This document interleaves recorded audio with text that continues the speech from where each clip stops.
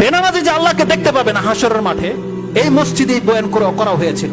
হাসরের মাঠে যে বেনামাজি আল্লাহকে দেখতে পারবে না, যারা শুধু বেনামাজি নয়, যারা নামাজ পড়েছে লোক দেখানো, যারা নামাজ পড়েছে কোনো কিছুর স্বার্থে, তারা পর্যন্ত সেদিন আল্লাহকে সেজদা করতে পারবে না, তারাও পারবে না।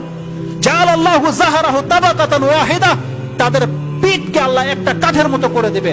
ইদা আরাদা আইয়াসজুদা খাররা আলা কাফা, যখনই সে সেজদা করতে চাইবে উপর হয়ে পড়ে যাবে। সেই দিন প্রুফ হয়ে যাবে আপনি মুনাফিক নয় তো কি, সেদিন প্রুফ হয়ে যাবে। আল্লাহ সেখানে এ কথা বলেনি যে বেনামাজিদের অবস্থা হবে, বলা হয়েছে যারা এই জমিনে সেজদা করত ইত্তেকান ও রিয়ান, ভয়ে, অন্য কোনো ভয়ে, চাকরি হারানোর ভয়, বেশি বেতন না পাওয়ার ভয়, অথবা বাপমার অন্য কারো ভয়, শিক্ষকের ভয়, স্বামীর ভয়। অনেকে আছে স্ত্রী স্বামীর ভয়ে নামাজ পড়ে না, কারণ যদি বলে যদি নামাজ না পড়ে তার সাথে সম্পর্ক নাই, এই ভয়ে নামাজ পড়ে। এদের নামাজ কবুল হবে না। নামাজ পড়তে হবে নাজাতের জন্য, ইবাদতের জন্য। যদি এমনও পরিবারের পুরুষ আছে যাদের ওয়াইফ বলে দিয়েছে যে নামাজ না পড়লে আমার সাথে সম্পর্ক নাই, এই জন্য পুরুষ নামাজ পড়ে, তাদেরকে ধাক্কে উঠিয়ে দিতে হয়। এর খবর তো আমাদের কাছে আসে। আপনি জানেন মহিলাদের সম্পর্কে আমি কেন বক্তব্য করি না?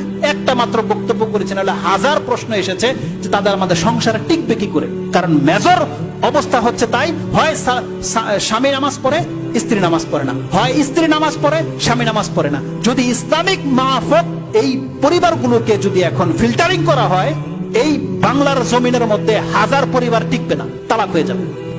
যদি ওই ফতোয়ার উপরে চলা হয় বেনামাজি কাফের, মুসলমান নয়, তাহলে জেনে নেন হাজারো পরিবার আছে সম্পর্ক কাট হয়ে যাবে।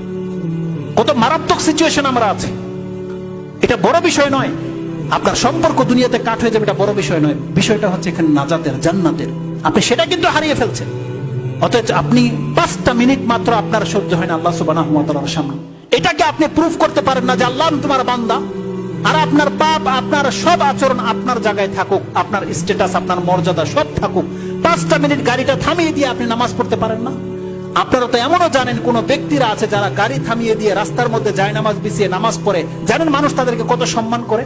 আপনার কাছে তার কদর রয়েছে যে আলহামদুলিল্লাহ এত টাকার মালিক হয়েও সে নামাজ পড়ে, আপনি তো প্রশংসা করেন তার, তাহলে আপনার মধ্যে সেই চরিত্র কেন আসে না? কেন আপনি নামাজ হতে চাচ্ছেন না? অতএব আল্লাহ সুবহানাহু ওয়া তাআলা যেন মুসলিমদেরকে এই কথাগুলো মেনে এবং সে অনুযায়ী আমল করার তৌফিক দান করে।